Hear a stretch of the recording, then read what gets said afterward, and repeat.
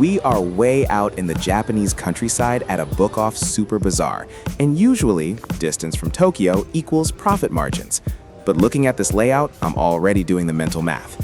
When you see a retro section tucked away like this in a rural shop, one of two things is happening.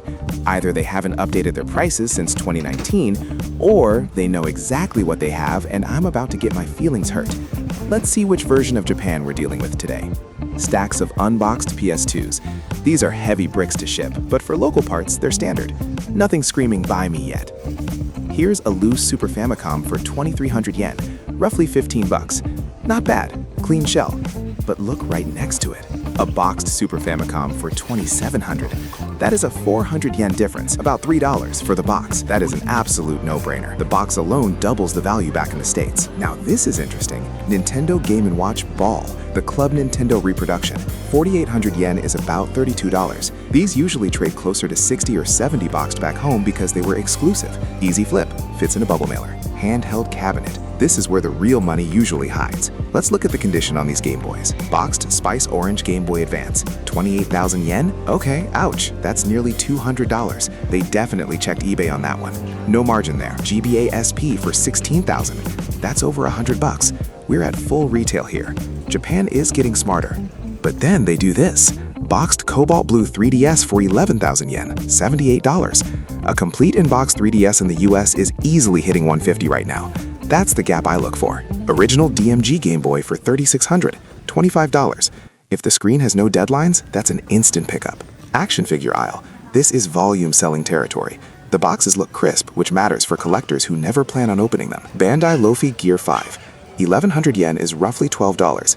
This form is still peak hype in the anime community. US sellers are asking double this just because of the Nika branding. Zoro Battle Record for 1,000 yen, $7. That is lunch money. You bundle that with Luffy and you've got a solid lot listing.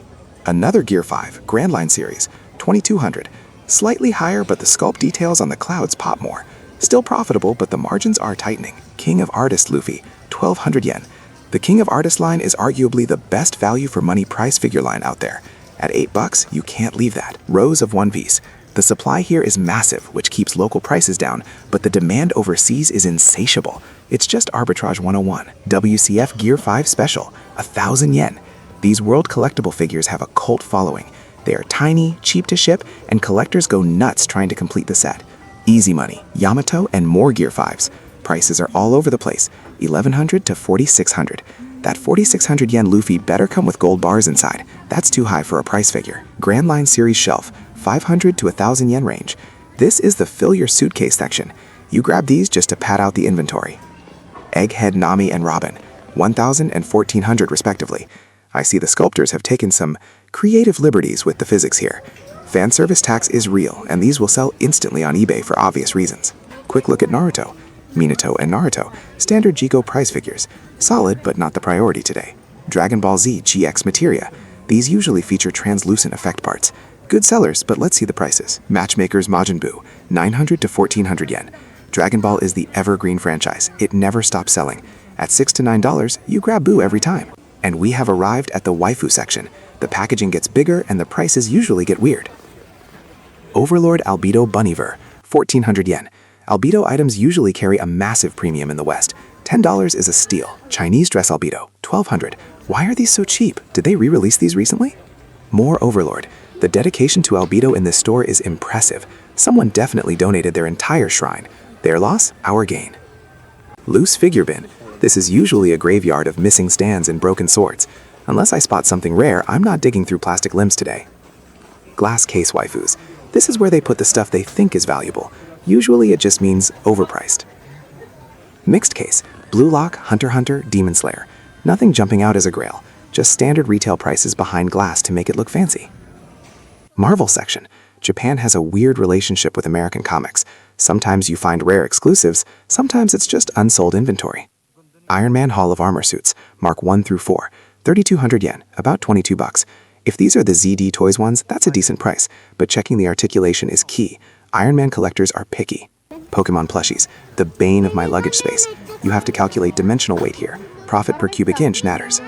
Lapras for $5.50, under $4. That is ridiculously cheap, but shipping a Lapras is like shipping a pillow. You buy this for love, not for profit. Blastoise for 220 yen. That is $1.50. I don't care if I have to carry it in my hand on the plane. That's coming with me. Mudkip, 1540. 10 bucks? The meme tax is heavy on this one. I like Mudkips, but not that much. Pikachu for $9.90. Standard rate. You can find Pikachu literally anywhere in Japan. Pass. Snorlax, $19.80. $14. He's huge, he's heavy, and he will eat your entire shipping margin. Leave him sleeping. More plush balls. It's tempting, but unless it's a Pokemon Center exclusive or a vintage Tommy, the shipping usually kills the deal. Now we're talking. Pokemon TCG. This is where the density to value ratio shines. Small cards, big numbers. Trainums, ranging from 500 up to 7,000 yen. The waifu tax on full art trainers in Japan is legendary.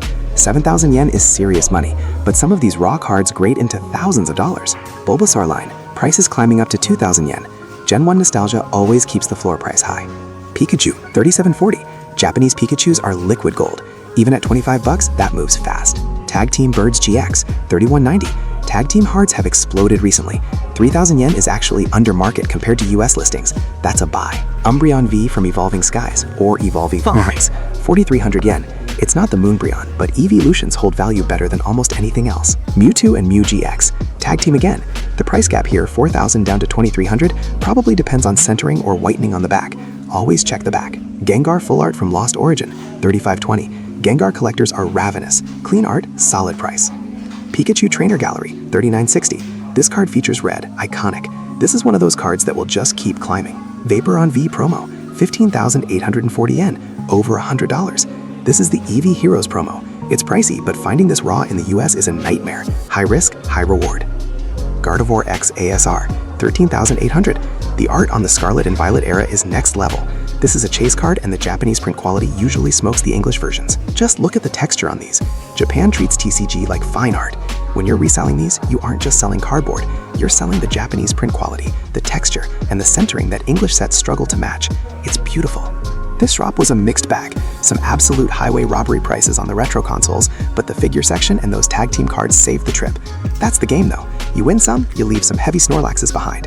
I'm thinking about doing a dedicated deep dive just on the One Piece card game next time I'm out hunting, since that market is absolutely volatile right now. Let me know in the comments, are you grabbing that $1.50 Blastoise, or are you holding out for the high-end slabs? See you in the next one.